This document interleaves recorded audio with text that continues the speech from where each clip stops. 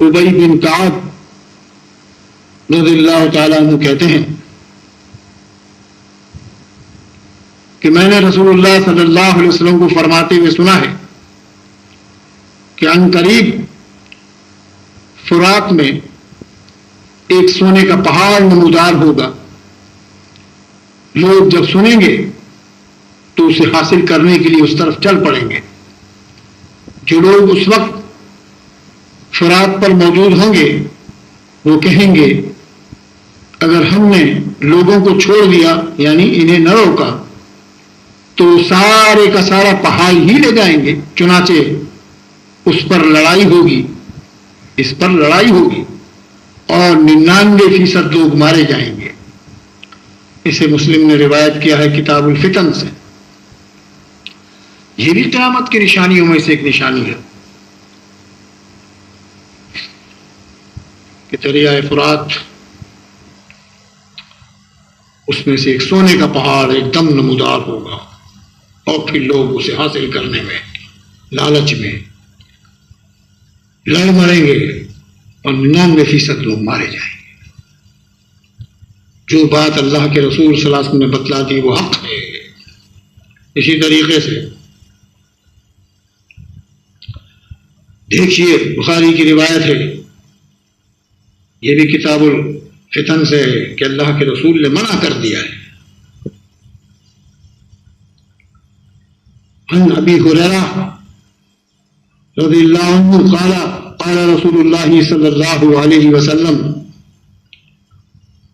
یوشک الفرات ان یحصر عن کنزی من ذهب فمن حضره فلا یأخذ منه شیئا. ابو ہریرہ رضی اللہ تعالیٰ عنہ کہتے ہیں کہ رسول اللہ صلی اللہ علیہ وسلم نے فرمایا قریب ہے کہ دریائے فرات سے سونے کا خزانہ ظاہر ہو، پس جو کوئی وہاں موجود ہو وہ اس میں سے کچھ نہ لے. یعنی یہ اللہ رب العزت آزمائے گا بندوں کو، قیامت کی نشانی ہے، لہذا اس کی آزمائش سے بچنا. اگر تم بھی اس کے اندر شامل ہوئے ان لوگوں کے ساتھ کہ ہم بھی سونا حاصل کریں، مارے جاؤ گے. اللہ کے رسول صلی اللہ علیہ وسلم نے پہلے سے میرے بھائی ہوشیار کر دیا ہے.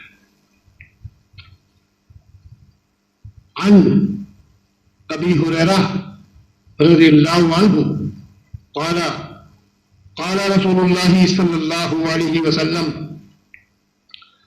بدأ الاسلام غریبا بدأ الاسلام غریبا وسيعود كما بدأ غریبا فطوبى للغرباء. یہ مسلم کی روایت ہے کتاب الایمان سے.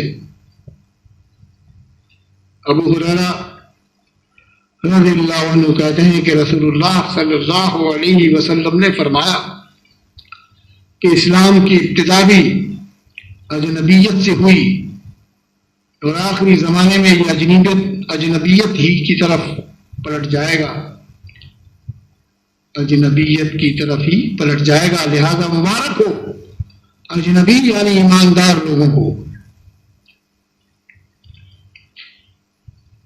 یعنی معاشرے میں اجنبی بننے کا مطلب یہ ہے کہ عام لوگ ایمان والوں کے ساتھ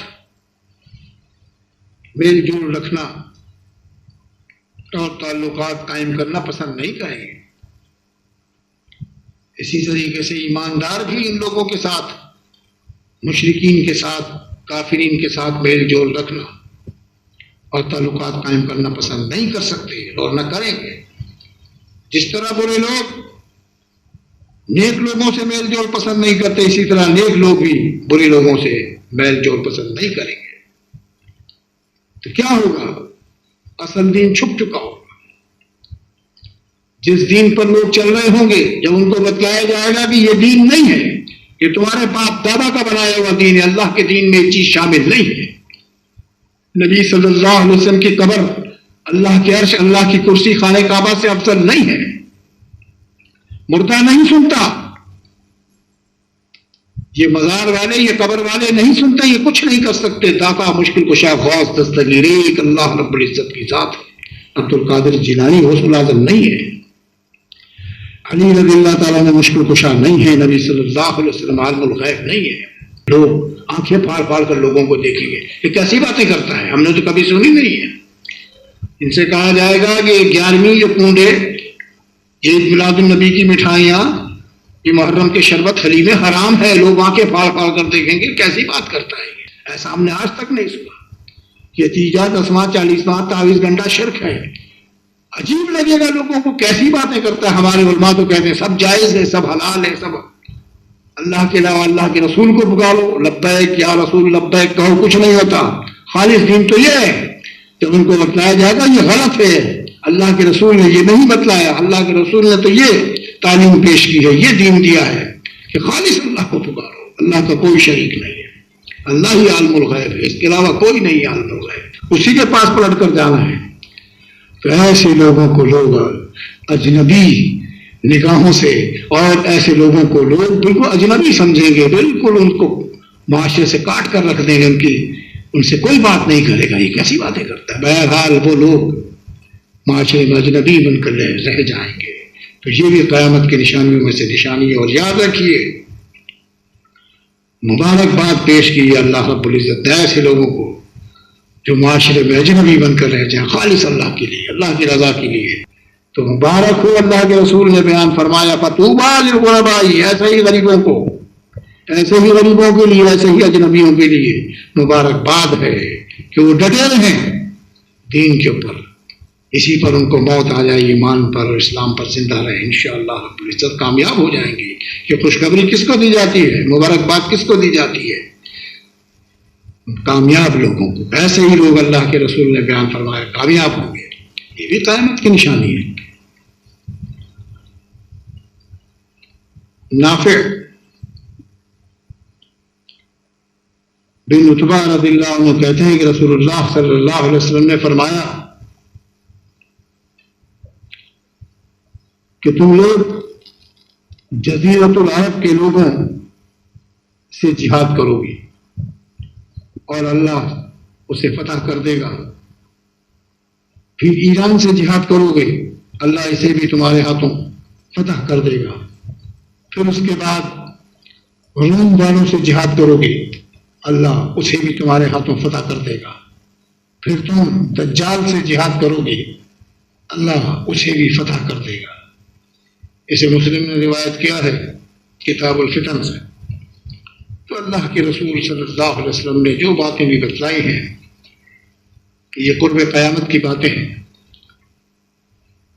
تو بس بالکل قریب ہے قیامت. یاد رکھیے آسمانی نشانی بالکل قریب ہے. کسی وقت بھی دجال آ سکتا ہے اور عیسیٰ علیہ السلام اسے قتل کرنے آئیں گے انشاءاللہ، کیونکہ عیسیٰ علیہ السلام کو بھی موت واقع نہیں ہوئی ہے. بہرحال ابو ہریرہ رضی اللہ تعالیٰ عنہ کہتے ہیں کہ رسول اللہ صلی اللہ علیہ وسلم نے فرمایا ایران کا بادشاہ کسریٰ مر چکا ہے، اب اس کے بعد کوئی کسریٰ نہ ہوگا، اور جب قیصر یعنی روم کا بادشاہ مر جائے گا تو اس کے بعد کوئی قیصر نہیں ہوگا. اس اللہ کی قسم جس کے ہاتھ میں میری جان ہے، تم لوگ ان دونوں ملکوں کے خزانے اللہ کی راہ میں خرچ کرو گے. اسے مسلم نے روایت کیا ہے. یہ بھی کتاب الفتن سے لی گئی روایت ہے. جو اللہ کے رسول صلی اللہ علیہ وسلم نے بتلا دیا وہ حق ہے. معاذ بن جبل رضی اللہ تعالیٰ عنہ کہتے ہیں کہ رسول اللہ صلی اللہ علیہ وسلم نے فرمایا بیت المقدس کی آبادی مدینے کی خرابی کا باعث بنے گی، اور مدینے کی خرابی سے جنگوں کی ابتدا ہوگی، اور جنگوں کے ظہور کے بعد قسطنطنیہ یعنی استنبول جو ترکی کا دارالخلافہ ہے فتح ہوگا، اور قسطنطنیہ کی فتح کے بعد دجال ظاہر ہوگا. یہ ارشاد فرمانے کے بعد اللہ کے رسول صلی اللہ علیہ وسلم نے اپنا ہاتھ معاذ رضی اللہ تعالیٰ عنہ کے ران یا کندھے پر مارا اور فرمایا یہ بات اس طرح یقین ہے، اسی طرح یقین ہے جس طرح تیر، جس طرح تیرا وجود یہاں یقینی ہے، یا جیسے تیرا یہاں بیٹھنا یقینی ہے۔ اسے ابو داؤد نے روایت کیا ہے کتاب الملاحم سے۔ بیت المقدس کا دار الخلافہ بننا ہی مدینے کی بے آبادی کا باعث بنے گا۔ بہرحال اللہ بہتر جانتا ہے، اللہ کے رسول نے جو کچھ فرما دیا وہ حق ہے۔ یاد رکھیے کہ استنبول کا پرانا نام قسطنطنیہ تھا، اور استنبول آج کل ترکی کا دار الخلافہ ہے۔